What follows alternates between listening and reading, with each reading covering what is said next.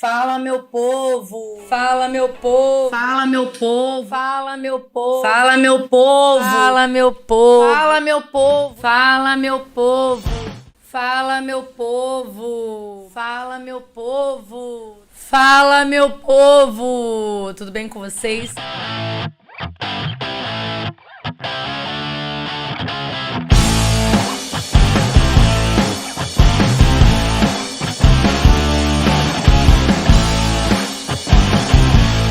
Chama atenção que há muitas empresas familiares realmente, né? De sucesso e tal, firmes no mercado e tal. E inclusive, né, um dado legal é que uma empresa familiar gera muito mais PIB, muito mais renda para o mundo do que as empresas comuns. Ou seja, normalmente é uma empresa muito mais forte, né? Então, o PIB dentro, né, do mercado é tipo assim, de 7 trilhões, né? Então, empresas familiares, elas tendem de ter muito mais lucratividade. Na realidade, nós temos a violência psicológica, né? A violência física, que todo mundo, é uma coisa assim, pública e notória, todo mundo fala muito disso. Nós temos a violência patrimonial, né? E a violência sexual, que também praticamente todo mundo que se fala mais. Então hoje, basicamente, eu vou falar um pouquinho mais da violência psicológica, né? E a violência física, porque aí como a mulher ajuda, como procurar ajuda. A violência psicológica, Amanda, o que acontece? Ela acontece de forma muito sutil, tá? Muito sutil mesmo. Então ela começa mais ou menos assim: poxa, eu gosto tanto do seu cabelo mais curto, eu acho que você deveria usar ele mais curto. Aí a mulher vai lá e corta o cabelo. Poxa, amor, eu não gosto que você use tanta maquiagem. Aí a mulher vai e deixa de usar a maquiagem. Se antes ela usava um esmalte vermelho, ele começa a dizer para ela que ele prefere ela com esmalte mais claro.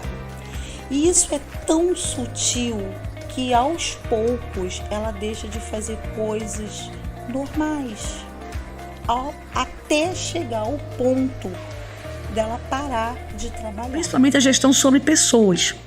Então é importante você, sempre que for ter uma decisão, ter uma ideia, é você ter o sentimento de cada um daqueles que você está representando. Seja o seu colaborador, seja o morador do condomínio, seja o fornecedor, prestador de serviço e seja o visitante. Então é você conseguir captar aquele sentimento daquela pessoa, o que faz com que ele, ou ela, ou a empresa distribua continuamente aquela excelência. Então é um trabalho assim, bastante difícil, mas que eu vi que a gente consegue. Por quê? Quando você derruba as paredes, as barreiras, os muros do conhecimento, e você consegue trazer as pessoas, porque elas também têm interesse, as coisas ficam muito mais fáceis e elas acontecem. E é igual aquela história assim, que as engrenagens elas ficam tão perfeitas que mal você precisa estar dando aquela manutenção, porque a manutenção por si só já existe, porque cada um ali já está dentro daquela manutenção. Já está integrado. Já estão integrados. Então com isso você consegue ter a continuidade. Todo mundo que é CLT é empreendedor. Porque você vende um ativo que é preciosíssimo, hora. E aí, eu sempre falo isso com as pessoas, principalmente em mentoria.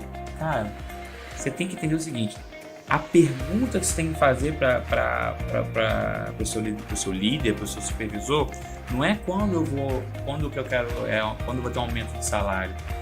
A pergunta que você tem que fazer para você é: como que eu vou fazer para vender mais caro a minha hora? Uma vez que você faz essa pergunta, você começa a identificar as oportunidades de você ter essa melhoria. Poxa, você trabalha numa empresa multinacional, não fala inglês. Poxa, você ganha 1x, você quer sair de 1x para 3x. E quem está ganhando 3x tem o quê?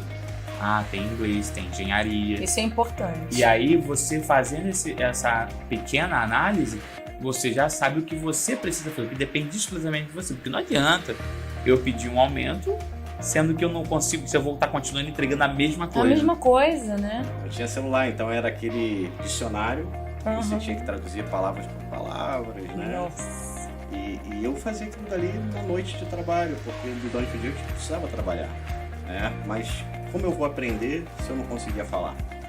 Então eu precisava ler, e as literaturas eram em inglês, né? Então acho que isso, ao longo do tempo, hoje, eu comecei a adquirir vocabulário sem saber.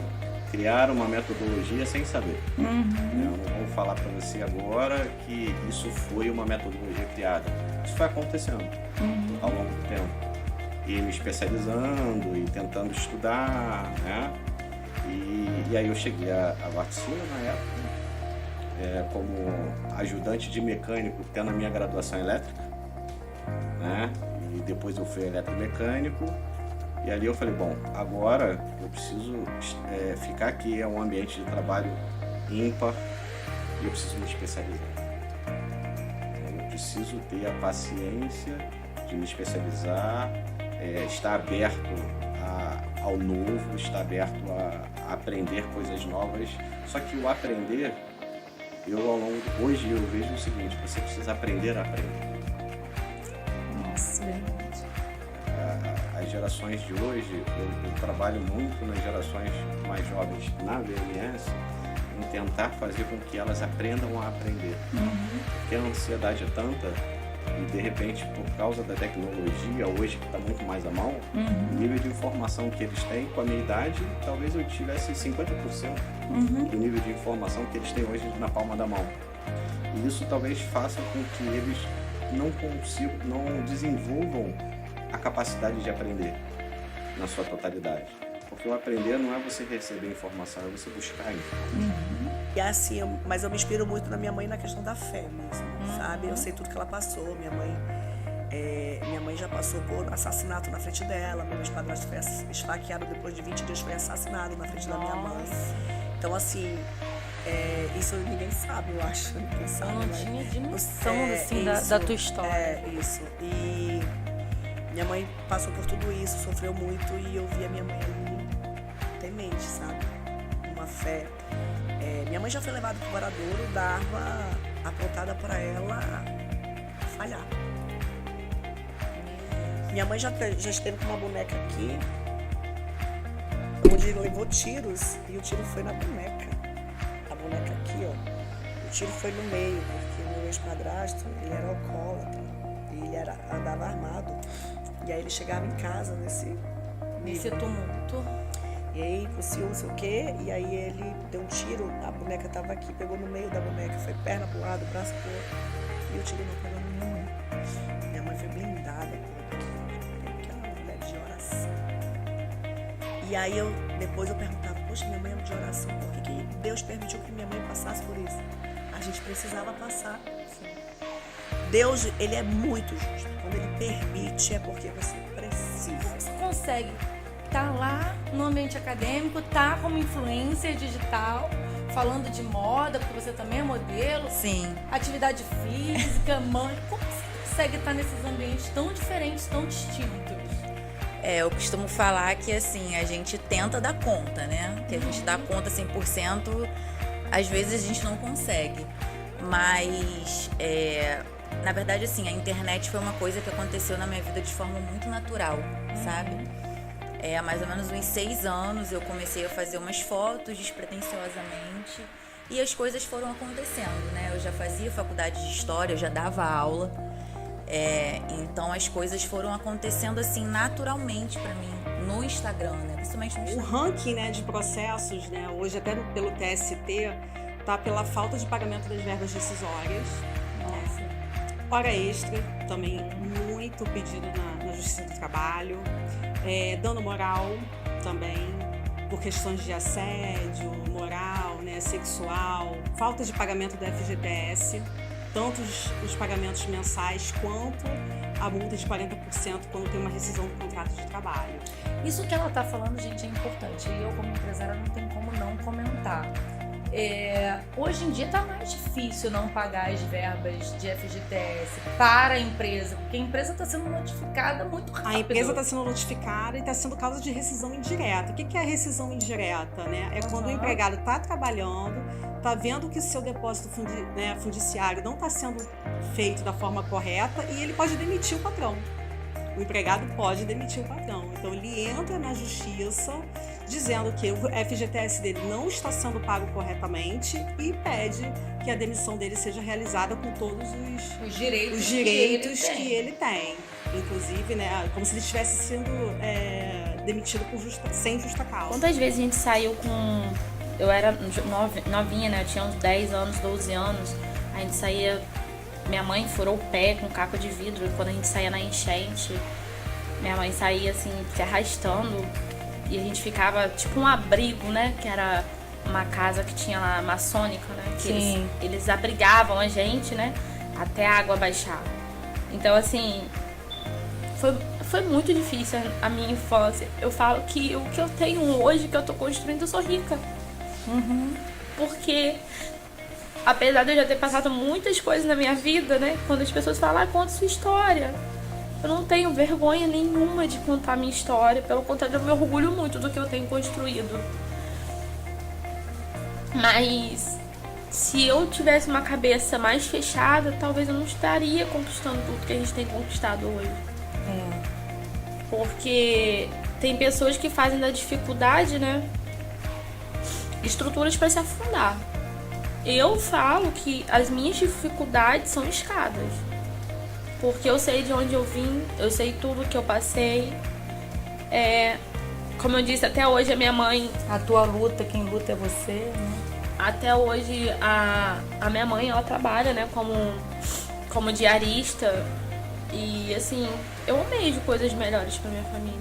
Acho que a gente tem vários casos desafiadores de maneira geral, assim. Mas eu acho que agora, pensando aqui, a gente teve um caso de uma paciente que demorou anos pra engravidar, assim. Ela era, o objetivo de vida dela era engravidar, e a gente pegou ela nessa fase de aborto recorrente, que era muito pesado. Toda vez que ela engravidava, ela ficava com aquela sensação de que vou perder, não vou perder, vou perder, medo vou constante, perder. né? Exatamente. E de bem fato, difícil. algumas vezes ela perdeu. E aí a gente teve a oportunidade de pegar ela já no final do último aborto dela. E aí a gente conseguiu fazer diagnóstico, começar tratamento com o hematologista. E aí ela engravidou com a gente. A gente fez todo o pré-natal dela. E aí ela teve algumas questões de pré-natal, assim, teve um bebê que cresceu menos do que devia. E aí ficou todo acompanhamento de CIUR, que é o bebê que cresce pouquinho, que é o crescimento intrauterino Gestação de restrito. risco, com todo aquele peso, né, pesado. Exatamente, mas assim, a gestação transcorreu assim aos trancos e barrancos, mas foi. E aí ela até hoje é nossa paciente. Ele já nasceu tem uns 2 anos e meio, mais ou menos. Foi tudo bem, assim, a gente fala que é o bebê arco-íris dela. E ela, nossa, ela virou quase família, assim. Eu ela imagino. Então, isso é mais em declarações. A gente pega todas as declarações e vê se o valor que foi abatido ou não, que a gente deduz. Dá um exemplo, tem PIS e COFINS. PIS e COFINS, com sua nota emitida com retenção, esse valor retido é aproveitado em abater seu imposto. Então, pode ocorrer algum mês, tipo, um cliente novo chegou que a empresa já tem há anos. A gente faz esse estudo para trás para ver o que foi declarado e abatido ocorreu, porque pode ter não ocorrido, a empresa pode ter pago o valor cheio, então a gente pode aproveitar isso para trás, não tem problema. Gente, isso é muito importante. Isso a gente fez aqui na empresa e a gente tinha um bom valor para poder abater. E então, assim, vale muito a pena você ter um contador, pedir para o contador fazer esse estudo para ver se tem crédito tributário para que você possa compensar. Então, assim, nós, né, empresários, independente do tamanho, a gente tem que estar aí junto com o contador e com os profissionais da área para poder estar estudando as possibilidades que a gente tem, né? Porque a Receita jamais vai bater na tua porta e falar assim, você tem um crédito aqui, hein? Nunca, né? Igual se você pagar uma guia errada, ela nunca vai falar que você pagou a guia errada maior. Nunca vai te falar isso. Vou buscar a minha lembrança mais doce, sabe? Porque assim, e ela tá lá no meu primeiro ano de magistério. Nossa. Assim, eu tenho muitas memórias, sobretudo nessa fase de qualificação profissional. Mas eu tenho uma memória afetiva lá no meu primeiro aninho de magistério, né? Que eu acho que foi assim, eu saí do curso de formação de professores e naquele ano o governo estava organizando um grande concurso que era para os CIEPs, né? estavam se inaugurando muitos CIEPs em São Gonçalo. E eu tinha acabado de me formar, e aí fui fazer uma inscrição para ser bolsista, e no ano seguinte ia ter o concurso. Estavam organizando o concurso, ainda ia acontecer. E dizia-se que quem fosse bolsista ia ter uma pontuação para quando tivesse concurso, e eu fui me inscrever para essa bolsa. Eu fui trabalhar, meu primeiro ano de magistério no serviço público, fui trabalhar lá no Salgueiro. Nossa, que perto da gente. No bairro de Salgueiro. O CIEP que tem no Salgueiro, né? Então imagina, né? Novinha, recém-formada. E assim, todas nós éramos meninas saídas da formação de professores de nível médio, né? Enfrentando a sala de aula pela primeira vez, né? Nesse projeto da época do governo, que era meninas saídas do curso serem bolsistas para depois se prepararem para ir para um concurso, para um projeto novo como o CIEP, né? E era assim, uma coisa muito legal. E cheguei lá, né, me deparei com aquela realidade social totalmente, né, diferente do que eu já tinha visto, né? Embora eu tenha sido menina pobre, né? Eu morava no Boa Sul, um bairro próximo ao bairro do Salgueiro, mas de uma família classe média baixa, mas tinha, né, umas condições de estudar, a família tinha uma casa própria, né, tinha uma certa estabilidade familiar, né, uma certa segurança socioeconômica. Uma condição que muitos não têm, né? E aí, chegando naquela realidade, me deparando com aquela realidade, né, conhecendo aqueles alunos, né, paixão à primeira vista, né, porque aí você se apaixona e você decide que você vai fazer de tudo para mudar a vida daquelas crianças, né, aquela coisa do sonho mesmo, né, de você fazer a diferença. Não, tenho que fazer a diferença, aquela coisa que é própria do professor, sobretudo o professor quando sai da formação para entrar na sala de aula. Ainda né? não perdeu nenhum cabelo. E entra e vai com aquela paixão mesmo do professor recém-formado, né? E aí, aquela minha primeira turminha, eu apaixonada, né? E meu marido conta essa história até hoje. Era uma turma eu peguei uma turma de 4ª série. Na época era série, né? Não era anos que seria o 5º ano escolar. Sim. Hoje. Meus alunos eram aqueles alunos, a gente chama de renitentes, né? Alunos que repetem algumas vezes a série, alunos fora da faixa etária da série. Então eu tinha alunos de 13, 14, 15 anos, eu tinha assim, a maioria da minha turma era assim, se tinham 3 ou 4 alunos dentro da faixa etária da série, era muito, a grande maioria fora da faixa etária. Alunos levados, aqueles alunos que as professoras não queriam, mas eram meus aluninhos. E a gente foi construindo aquela relação e eu levava eles para tudo quanto é lugar e até para minha casa. Eu morava quando eu me casei naquele ano e morava no Zé Garoto, ali no condomínio do Zé Garoto. Meus vizinhos ficavam loucos que eu levava aquela turma para minha levava a turma para minha casa e fazia almoço, não tinha filhos. Recém-casada, fazia almoço, fazia um apartamento, aquele grupo de alunos, eu levava, porque assim, a vontade era de levar para casa mesmo e cuidar, né? Então levava e botava para tomar banho, dava comida, dava lanche, assistia filme, aquela chamava coisa. De atenção. Chamava para passar fim de semana, essas coisas que a gente podia fazer antigamente, as coisas eram mais leves e mais fáceis. Hoje, algumas implicações nos impediriam. Mas enfim, a gente construiu uma relação muito legal. E aí, passei no concurso público, né? Acabei não ficando no bairro do Salgueiro, escolhi outro lugar e a vida seguiu. Mas aquele amor permaneceu, né? Aquela coisa permaneceu, mas a vida distanciou. E a gente vai se esquecendo, né, da diferença que a gente às vezes realmente faz na vida das pessoas. Há 10 anos atrás, acho que vão fazer 10 anos, 8 ou 10 anos, eu até perdi a conta, mas acho que vão fazer 10 anos daqui a pouco. Com o advento da internet, Facebook, né? Facebook não tinha Instagram ainda. Eles me encontraram através da rede social. Eles me encontraram.